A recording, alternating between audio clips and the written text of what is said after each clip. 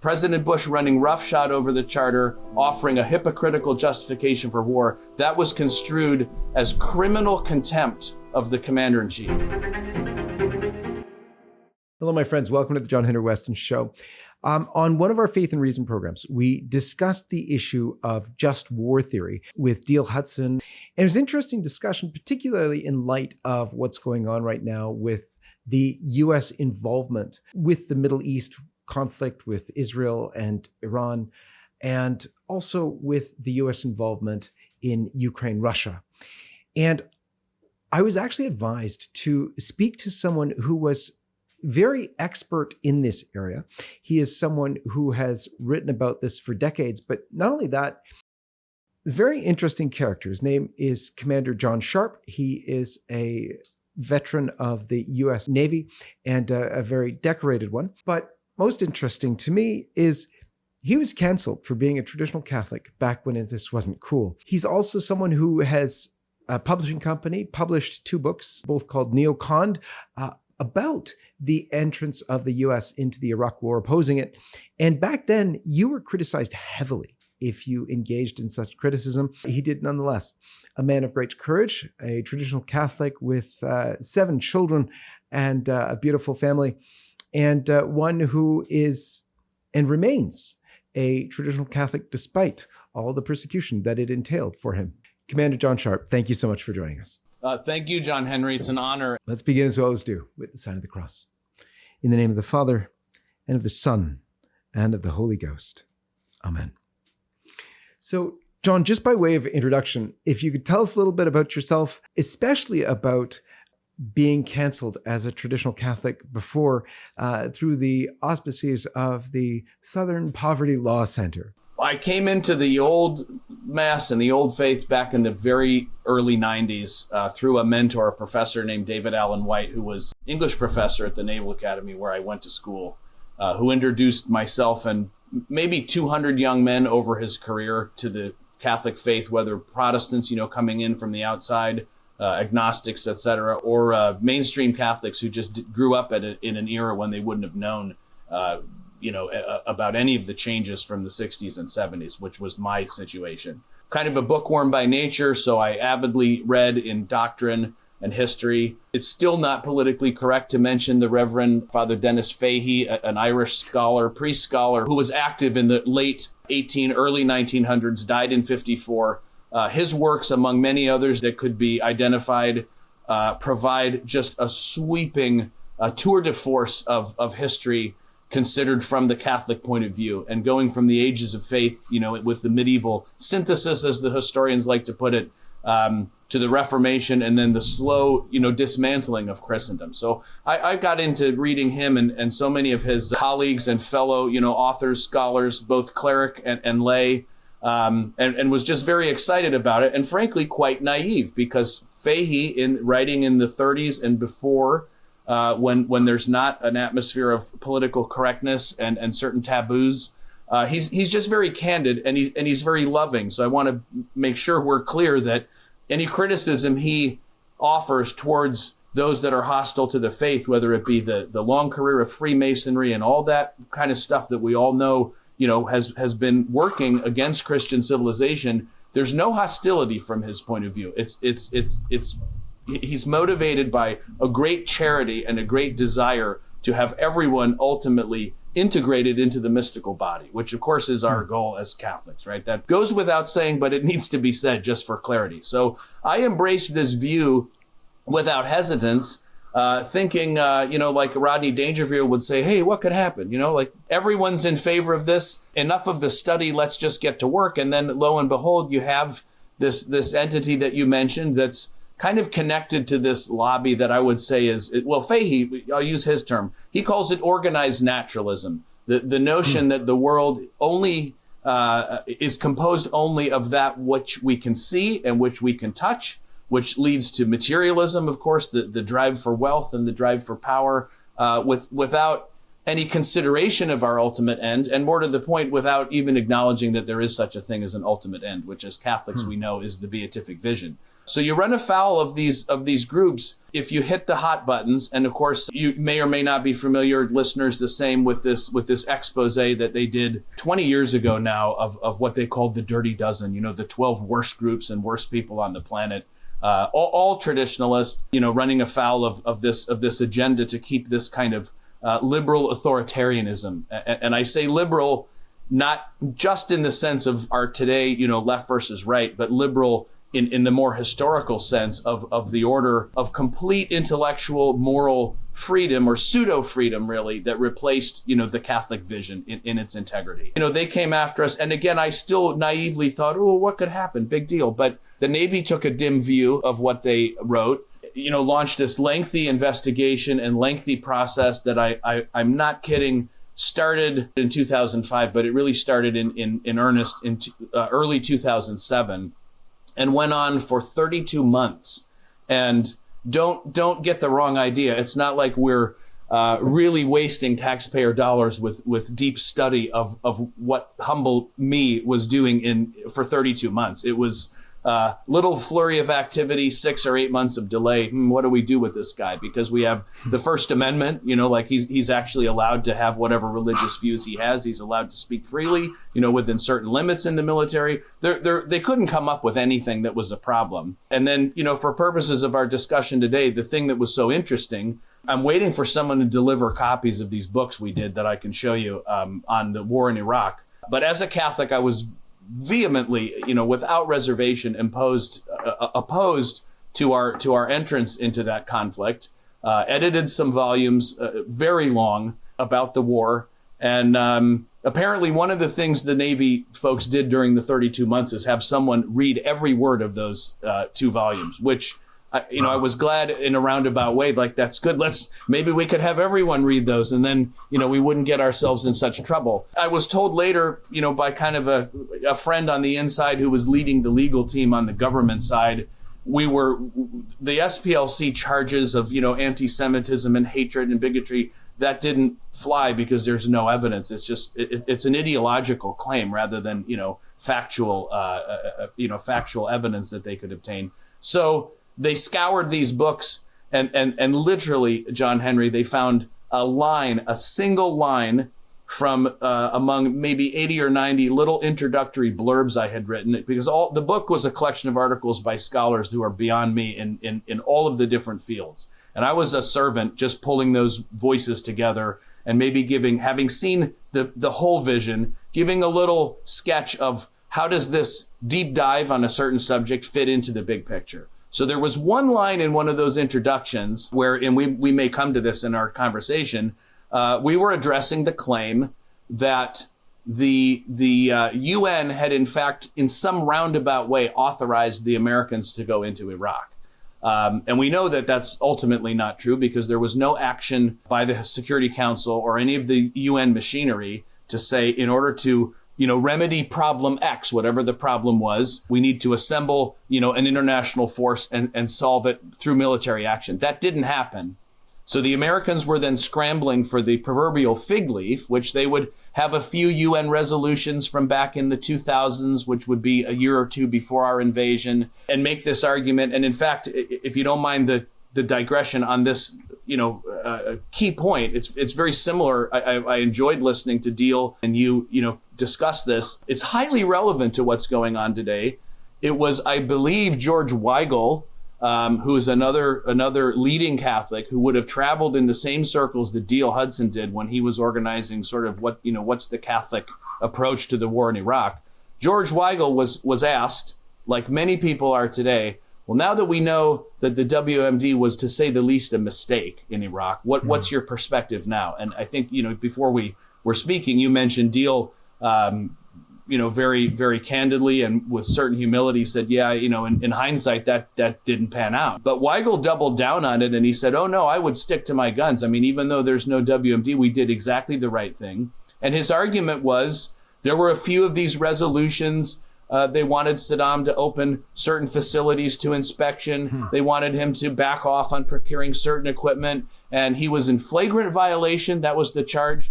His inventories didn't line up. He said, I have 400 aluminum tubes for centrifuges, but we found 404, and we know you're lying and you're defying the UN. And ultimately, Weigel's point was Saddam brazenly and blatantly defied this recognized international body with the force of international law behind it, and that can't be tolerated. And my point, of course, was if you're going to invoke the UN, we might even discuss terminology, in law. UN is a creature of positive law. It's the written law, not the law of God in our hearts.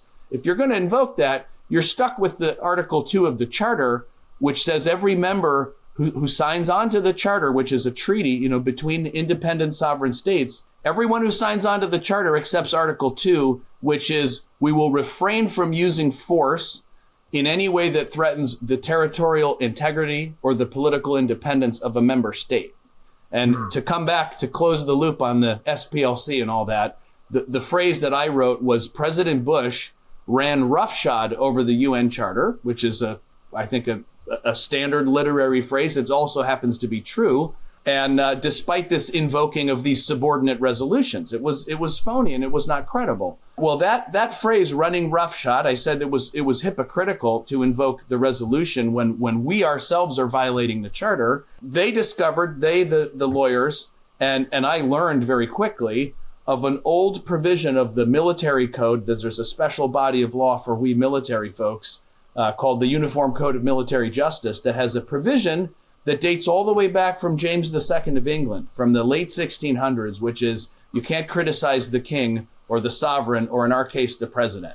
So that was that one phrase, President Bush running roughshod over the Charter, offering a hypocritical justification for war, that was construed as criminal contempt of the commander-in-chief, which carries with it a maximum punishment of up to 2 years in Leavenworth, I might add, which I didn't have that experience. But that's, as I said, you'll have to, rein me in, because to me, it's a very interesting story, and it hits at all of these issues that are important to us. But that's the, cancellation before it was cool. Indeed. And this happens when you are a family man, you are a decorated man in the Navy, having given your life in service to your country, and you have 7 children, as we already said, and you're going through this, which has ramifications for your family as well. And it went on almost 3 years. Well, it did. And John Henry, not to over melodramatize the situation, that was the process. So thank God all that time. I mean, again, talk about, inefficiency and waste of, tax dollars. If Musk was around running the Doge, he would have gone through the roof at that point, because they were literally just having me sit cooling my heels. The whole kind of establishment. We don't want any help from you. I mean, you're employed, you're on the rolls. I was drawing my paycheck. The trial with the family started afterwards, because I was eventually discharged, with wasn't a dishonorable, but it was the middle kind of discharge, general discharge, which is you're sort of naughty, but not, a hardened criminal. And I was out for, I left at the end of 2009, took some initiative in the courts and other administrative proceedings, and then got back in 2017. So I was out for 8 full years. And that's when the pay had been turned off. So it was dicey, but I don't, again, without making a crazy example or being highly melodramatic, part of what I was concerned about is that I was at the Pentagon before this all started, when we were working on our books. And Uncle Sam, God bless him, sometimes you wonder about his judgment. He would bring injured soldiers, mostly Army, some Marines, maybe a random Navy guy once in a while, but mostly Army, from Walter Reed Medical Center in Washington, D.C., which is our chief hub for all the military health facilities and, cutting edge technology. They would bring every so often, I want to say some number of months, a busload of the very severely wounded to the Pentagon. They would send all of us bureaucrats sitting at our cubicles, these little messages that would come through the computer system, meet in the corridor, 10 a.m., such and such date, we'll have a parade of the wounded, honor the wounded, which, is a fine sentiment.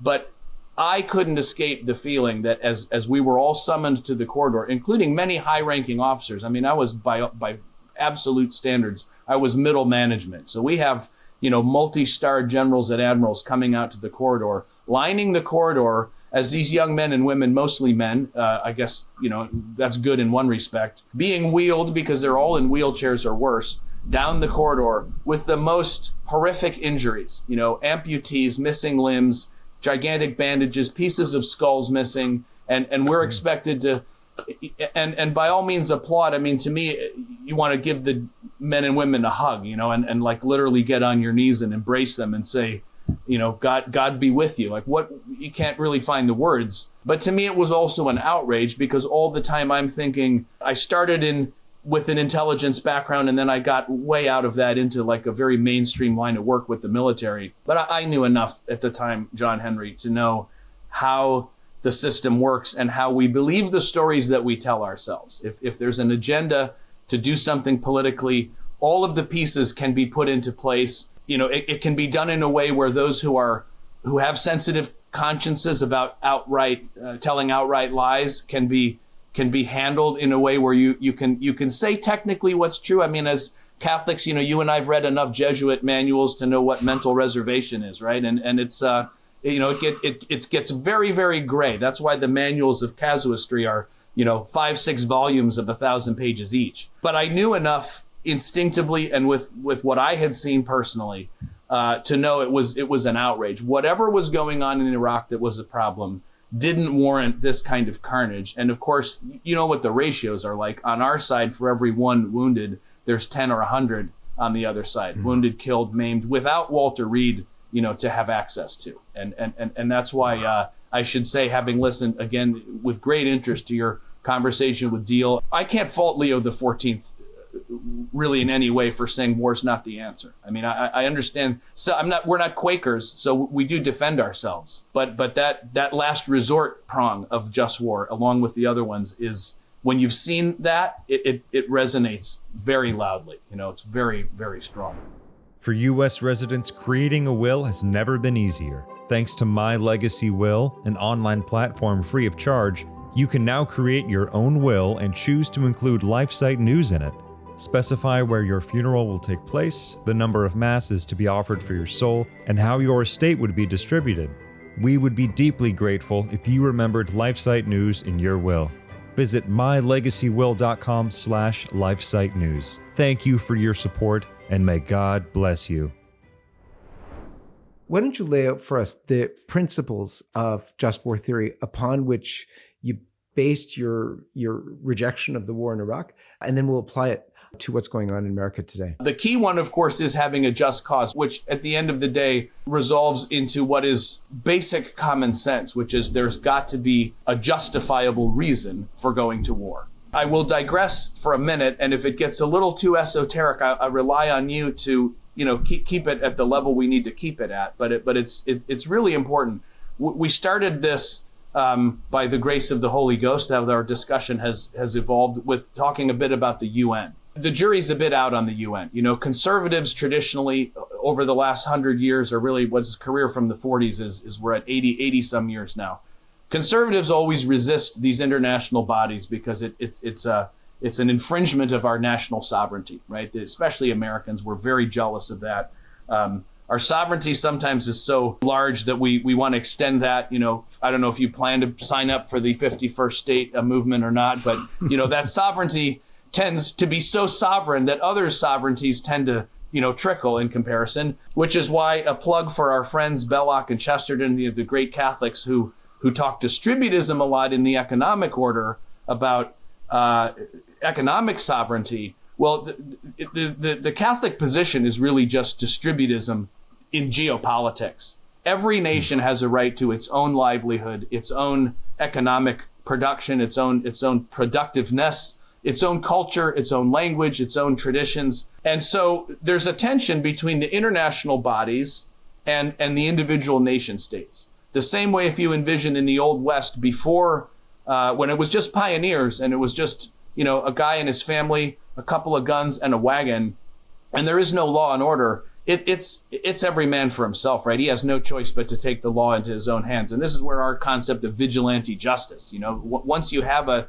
established system of courts and laws and criminal charges and procedures and appeals and, the whole mechanism of legal process against those who would violate the criminal law, it's also a crime to take the law into your own hands. So the thing to keep very clearly in mind is that the war-making power of a state has this element, distinct from the UN and distinct from the international body, has this element of the state taking the law into its own hands.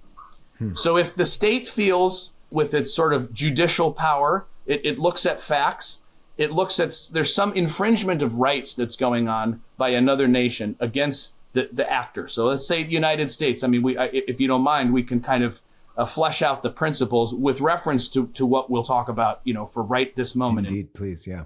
The argument is something along the lines of, we, the United States, even though we have signed on to the UN Charter, which brings with it the International Court of Justice, which is part of the UN system, but as has been widely reported for 20 years, in fact, the president who took us into Iraq was the one who decided not to sign on to the International Criminal Court, which I'm sure you've talked about a little in your show, because, the theory is, unfortunately, this is our big American sovereignty again. We don't want to sign up for that because we don't need our soldiers being arrested somewhere when we elect to take military action. So, interesting point. But there's that internationalist kind of tension, and then the reservation of sovereignty to a state, and again, for the United States. So our argument is, our intelligence community and our, observers of the world scene collect facts, and then we make an adjudication. So this is where sort of the judicial part of the government process comes in. And if the result of our adjudication is to conclude that we have no choice, one of the many principles of just war is it's got to be the last resort, right? In other words, we can't just rush to take military action, but we've got to be forced by the force of evidence into this regrettable conclusion that no further diplomacy will work, no more sanctions, no more international machinery. We have no choice. The only thing that's going to get us relief from whatever the problem is military action. So that buttonhole that or put a pin there for last resort. But the essentials of it is that the nation evaluates the situation, comes to this conclusion, military force is necessary. The key prong that I mentioned at the beginning, the just cause, Thomistically, Deal mentioned, his facility with St. Thomas. Thomistically, it's an answer to the question, why? Why do you feel that arriving at this sort of irreversible point of no return is necessary? This is where I part ways with what's happening now, and I parted ways in Iraq. When the nation believes that war is necessary, that conclusion must be driven by something that is doing harm to the nation that proposes to go to war. In a way, let's take kind of the Old West, model. Cattle rustlers coming along, stealing your cattle, killing your cattle, burning your homestead, breaking down your fences. That goes on and on and on. You maybe have a meeting with him. Let's meet at the saloon. I'll get you a beer. We'll try to talk about it like civilized men.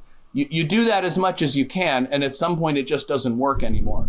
The reason why in that setting you're allowed to get a posse and go after him, or at least shoot him as he's coming to steal your cattle, is because there is no authority to whom you can have recourse, because you're the authority.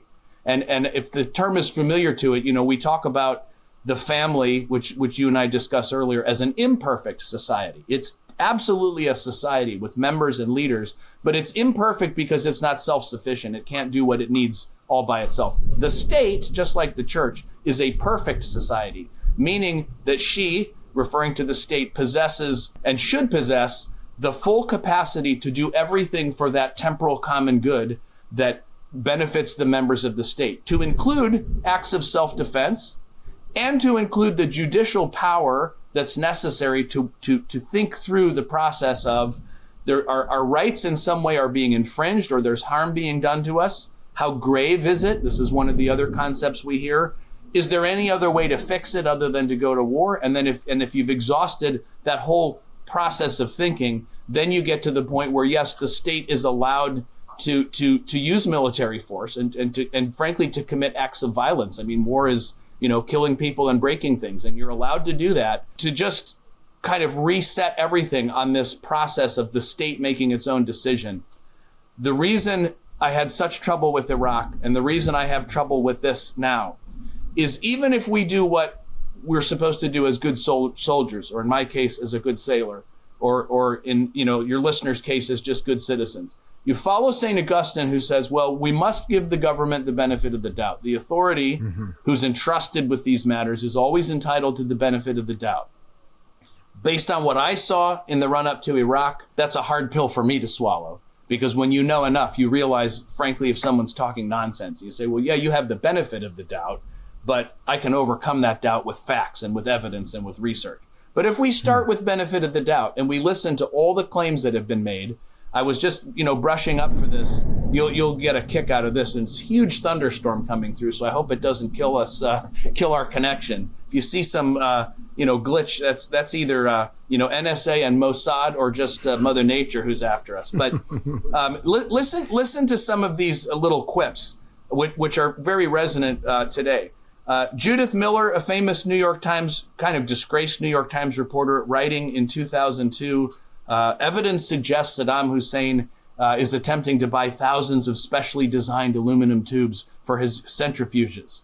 Condoleezza Rice, this is the famous one you heard a million times, John Henry. There will always be uncertainty in the evidence, but we don't want the smoking gun to be a mushroom cloud. And this was repeated. This was hatched in, I won't say it was, the deal ran this outfit, but this was hatched in these discussions of how do we sell this war to the American people. And that one phrase, I'll drill down on that for a second. There will always be uncertainty. So that tends to be the judo move that diffuses all scrutiny. I admit there's uncertainty. Like, are you certain? Can you prove that the Iranians are enriching to 90%? Can you prove that they've violated this agreement with centrifuges and storage? Well, no, there's always uncertainty. So now that argument is kind of, it's gone. It's like, I acknowledge there's uncertainty, but we can't take the risk, because if we were certain, we would know the consequences would be very grave. So we come back to this, kind of last key principle, which is giving the authorities the benefit of the doubt. The way I approached Iraq and the way I approach this is, let us presume, as we're obliged to do, that everything the authorities say is correct. All the conclusions they draw from the intelligence, we accept those, or as the lawyers would say, we'll stipulate that that's true.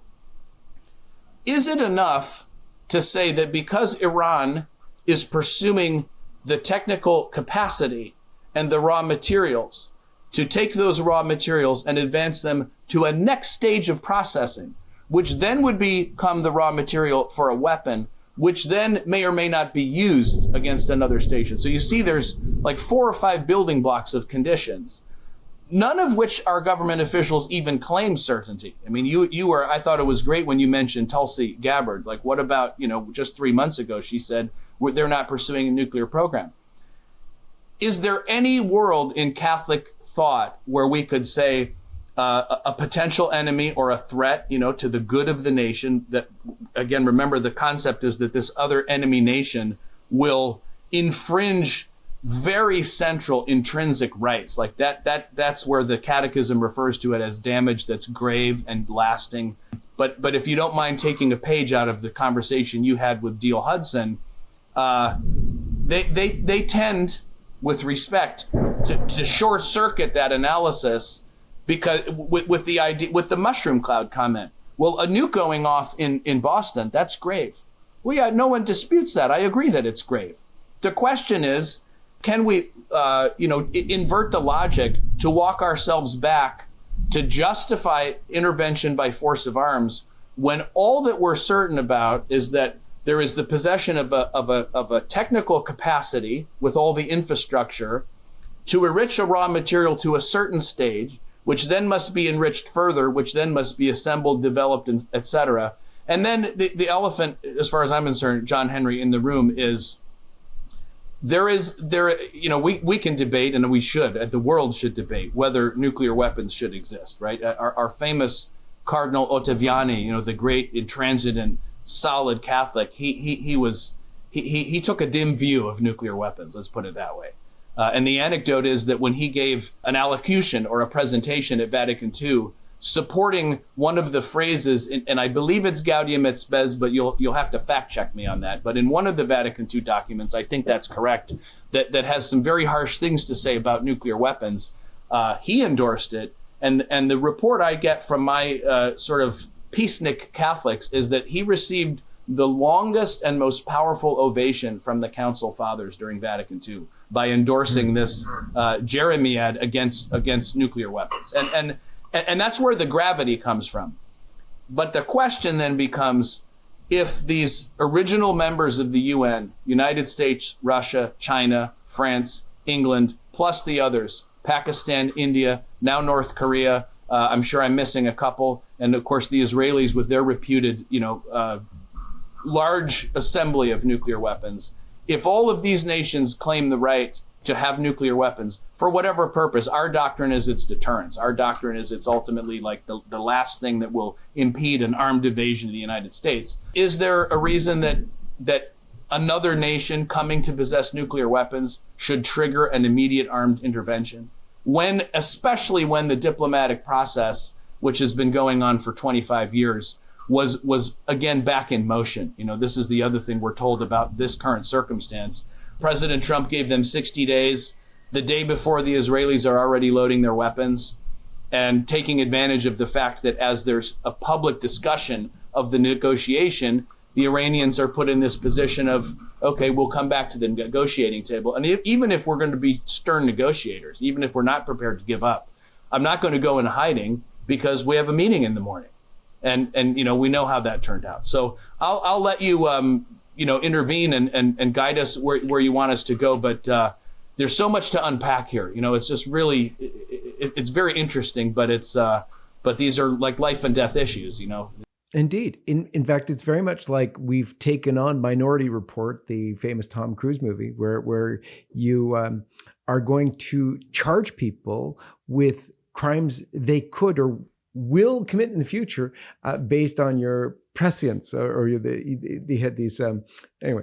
100%, and that's the danger of it. As you can tell, I do a poor job of reciting the catechism because there's so much built in. These points of just war, like just in terms of a visual aid. I pulled a couple things off my shelf. This old book of I'll just tell you real quick, 500 plus pages. From the 30s is called The Catholic Tradition of the Law of Nations by a Catholic scholar, John Epstein, published, you'll find this interesting, two organizations, Carnegie Endowment for International Peace. So Carnegie, a big name, very mainstream, we're not talking some kind of, crazy, shady radicalism or what have you. And then another entity that is unknown. It's covered in our books, the first volume, called the Catholic Association for International Peace, and the effort of that group, which assembled international lawyers, jurists, historians, scholars, Franciscans, Dominicans, Jesuit, like a whole team of 20 or 30, just cutting edge. The level of scholarship, John-Henry, that you would, I'm sure there was interplay and intermingling of these folks. The Harvard level lawyers who would write international law sections of the Army Manual for Land Warfare from the 50s, where it would lay out, rules of engagement. When are you allowed to go to war? What are you allowed to do in war? This is just war thinking, which the church has given to humanity, that's then distilled into principles and tenets, that are actionable at law. But your reference to that movie is spot on, because one of these other corollaries and one of these other things to unpack is that when you have the situation, which all of these gentlemen, as early as the 1930s, were lamenting the kind of Wild West atmosphere internationally. In other words, it's all just armed posses, judge and jury in their own case, fighting it out, instead of having a judge and a policeman and a system that civilized people have recourse to. One of their major arguments in favor of moving to some international order was the very fact that since, as I explained before, the state intrinsically has the power to collect facts, pass judgments, make its own decision, and then go to war if need be. That's the lawyers would say that's a classic conflict of interest, right? No man really is supposed to be judge and jury in his own case. But because there is no higher authority that the state is subject to, you really have no choice. And I'm not arguing against that, because as a military man and a patriot, I absolutely believe in our right of self-defense. And I might add, so did everyone else, because that's enshrined in another article of the UN Charter, 51, which says nothing herein shall be construed to deny, the state's natural and intrinsic right to defend itself. But there's the added phrase, in the event of an armed attack, or in the event of an imminent armed attack. And so your Minority Report, again, it's a fantastic example. I remember Deal, said the magic word, this is a preemptive strike. And in volume 2 of Neocon, there is a meaty article about the difference between preemptive and preventive war. And clearly what we did and what the Israelis did is a preventive war. In other words, if for some reason you and I have a spat, God forbid, and the word gets out that you don't like me very much, maybe dipping into the Southern Poverty Law Center literature a little too, aggressively, and your attitude sours toward me, I can't go shoot you because I see you walk into a gun store, right? It's common sense. I might get nervous. I might upgrade my security system. I might hire a private eye to keep an eye on you. But in law, if I simply went to your home and I murdered you, and my defense was, I know he doesn't like me, he's been waiting to do something, and I saw him buy a gun. And to make the parallel exact, it wouldn't even be buying a gun with our Iranians. It would be, I saw him get some molten metal and some molds to make a gun, and then get gunpowder, and he's got shell casings with the machine to fill it up. And as our Israeli friend said, they're 1 year away. They're just on the cusp, but that's 10 years ago. And every year they're 1 year away and 1 year away and 1 year away, which then opens the question, are we perhaps to take seriously the fatwa that said, as Muslims, we don't want a nuclear weapon? And then you ask, the question, of course, is presented, well, why enrich the uranium to higher than what's needed for civilian power?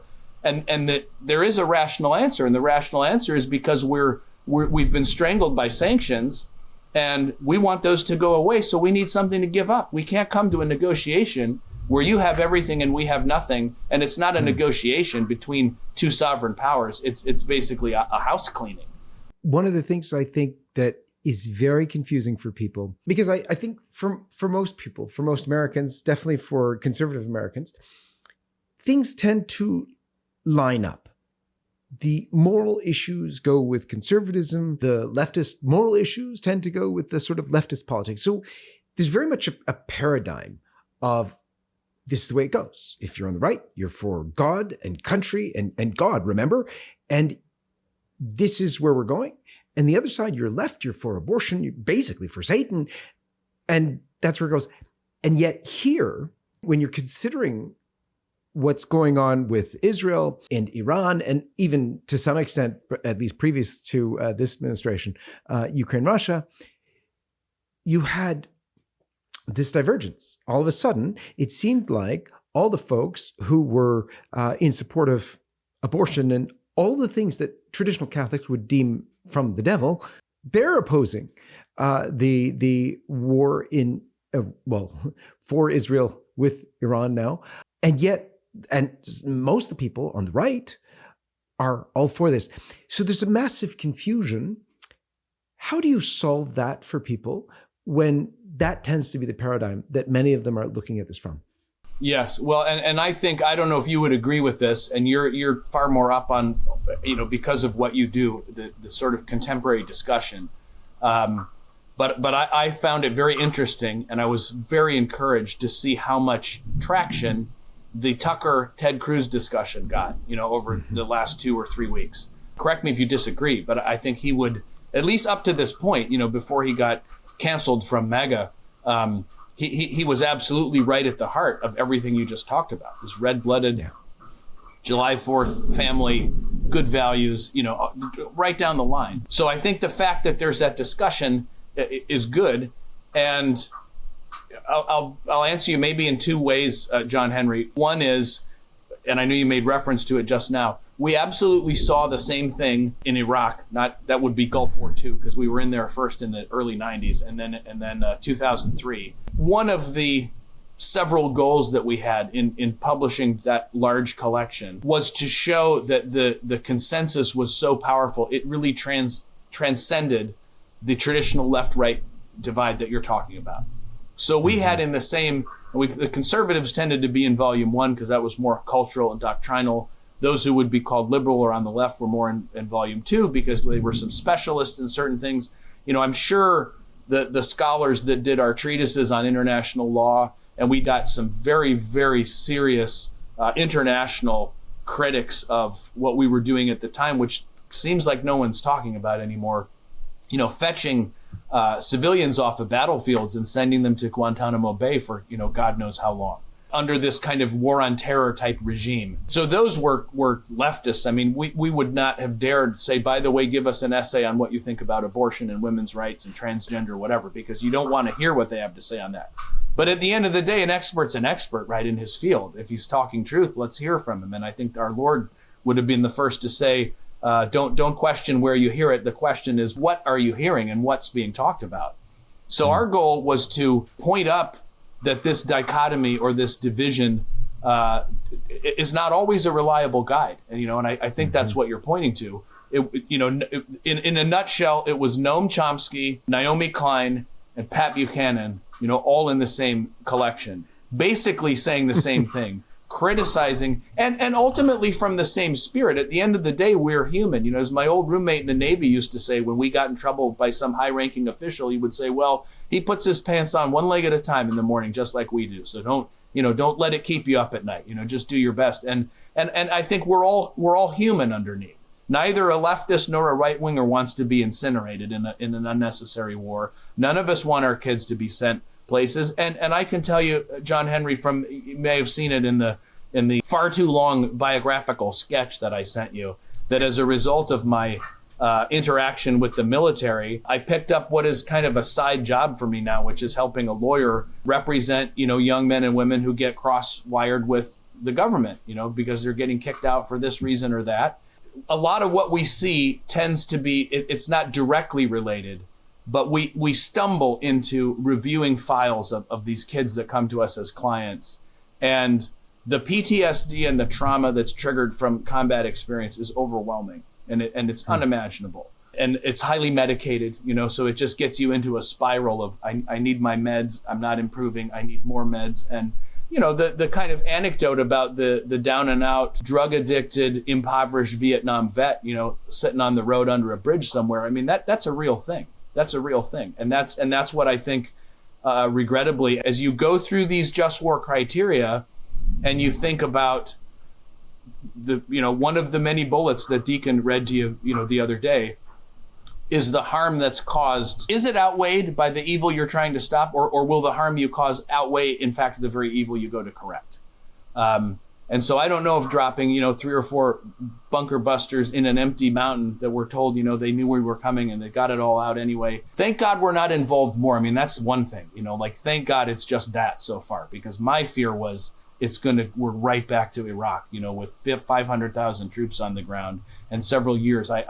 It may happen, and God forbid that it goes to that direction. But that's what Iraq was producing, is these guys coming back permanently maimed. Stories of them attempting suicide in a hospital, because one of the other ironic developments is the technology for prosthetics and the life-saving techniques on the battlefield are so good that you end up surviving as half a person, whereas in the Civil War and back in that area, you would have had your last rites, made a good confession, and bled to death, and that would be it. Which as a Catholic we can say maybe that's preferable. These kids literally pieces of skull missing, and they a lot of them try to kill themselves. Say I don't want to go on, and that's I don't know how you weigh that human cost. Against whatever the argument is in your uranium and this and that. We talk all the time to mothers and fathers whose kids either didn't come home or who came back, as half a person. It's very difficult, to find the words that suit the situation. And again, that's not to mention what's the cost on the other side, which frankly, we don't see a lot of. But what's a more realistic analysis from your view of things as to where things might go? It's very serious. If you look at world politics, over 400 or 500 years, and you ask yourself, well, what does the dismantling of Christendom mean? What does it mean? What it means is that the moral order, which was by and large recognized and accepted, even if it was not honored all the time, admittedly, that moral order, both intellectually and then in the practical manifestations that made that order work, and frankly, that enforced it. I mean, all of this just war tradition comes from a very basic Aristotelian and Thomistic understanding that there is a coercive power that God has been given. It's right out of Scripture, where you can correct me. I'm pretty sure it's St. Peter who said that God, sent the kings to chastise the wicked, right? Like that whole notion of punishment, it's real. And it's a power that's given to man. And so this is where the war-making power comes from, is that, yes, if your nation is being assaulted and there's no other recourse, neither to an international body nor towards, further diplomatic discussions, yes, you have that chastising power. But I think as Catholics, we have to say, and as students of history, that was only kept in very, very precarious check by a moral order, where if you happen to have two sovereigns or two, feudal lords, two kings who were disputing, but who had enough sense of all of these things we've been talking about, the human cost, ultimately the hopelessness of war. I mean, I guess I'm talking myself more and more into really not just kind of tolerating, but really supporting Leo XIV's comment, because it's not a solution over the long term. Presumably these sovereigns had some sense of that, and they were prepared to go before the Pope, who was that international authority, as an arbiter between Christian powers. You probably know the story of how firmly and almost violently St. Pius X warned the emperor of the Habsburgs, don't go to war. Like, we understand your honor was offended in a grave way with the assassination of the Archduke. But Pius, one of the pious stories about Pius X is he died from a broken heart, because he said, this is not going to fix it. And historians will tell us World War II is really a continuation of World War I because of all the redrawing of the map.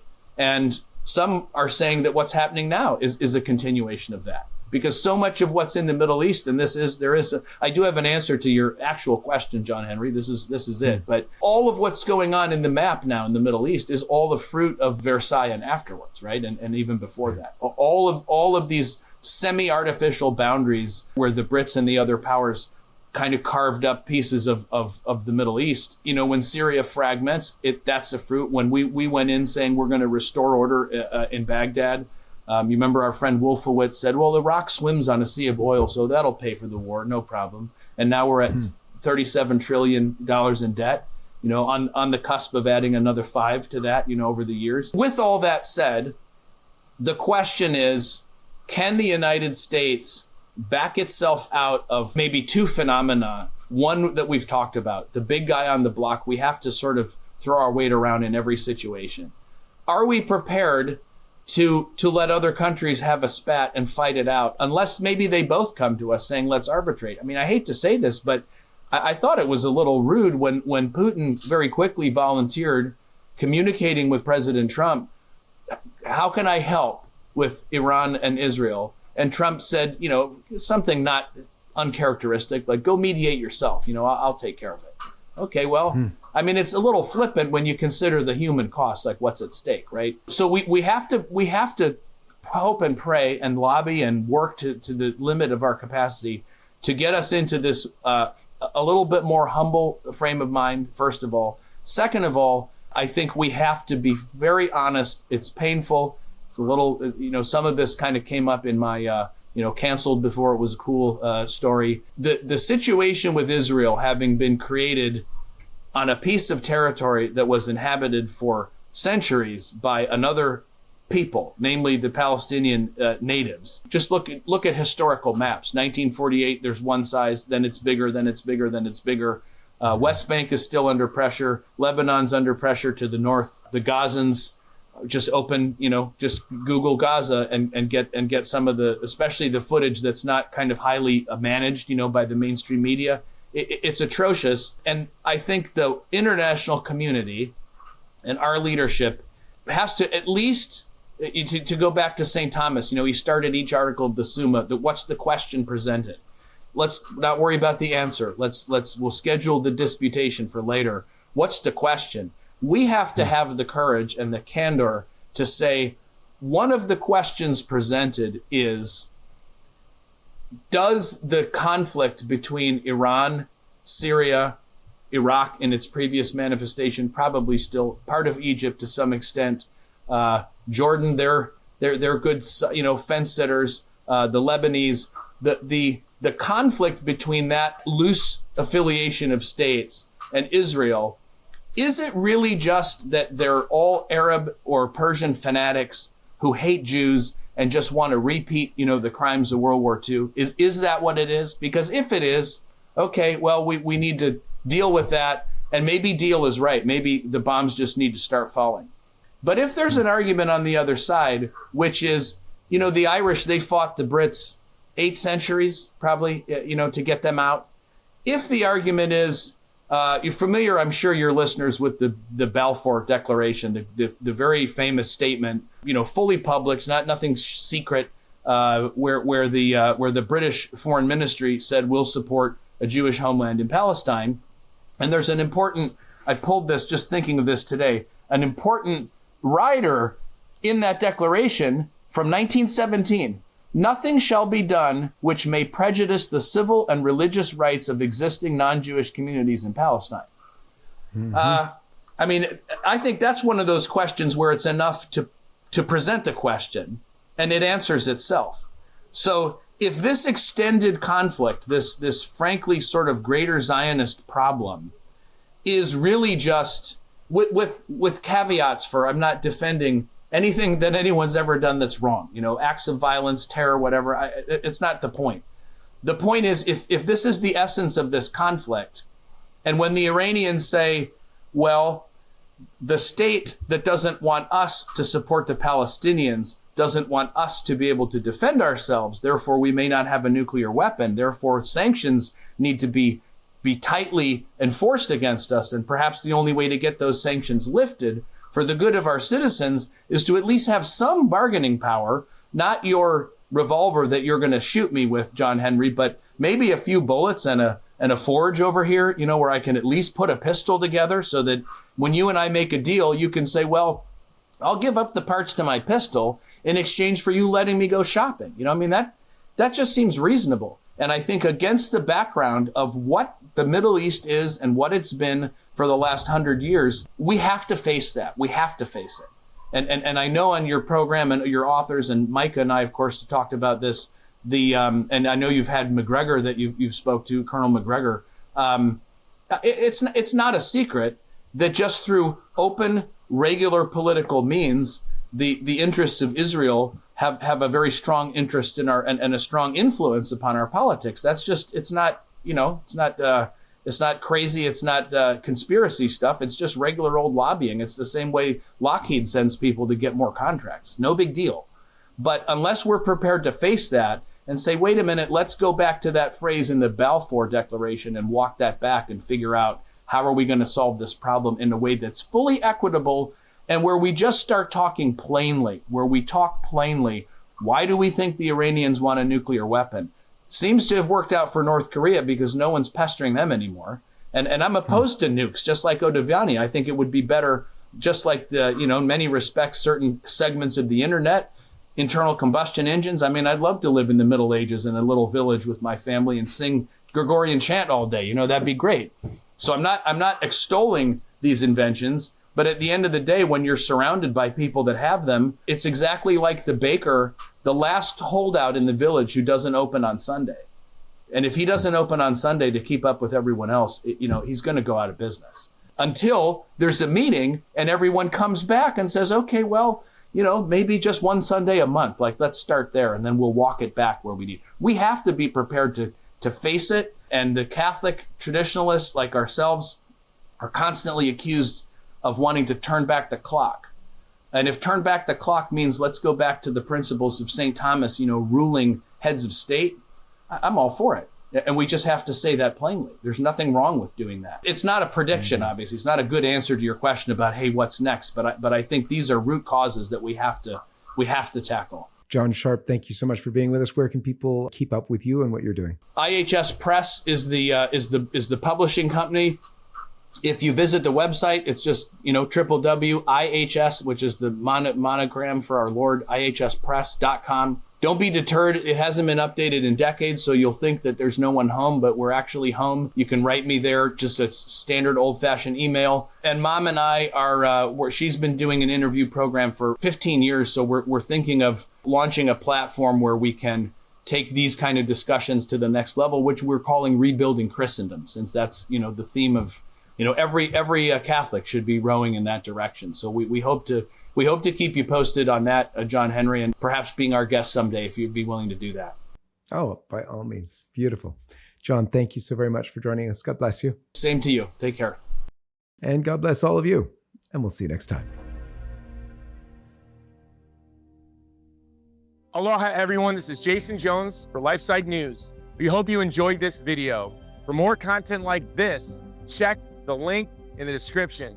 You can also connect with us on social media to stay up to date with the latest news on life, faith, family, and freedom. Thanks for watching, and may God bless you.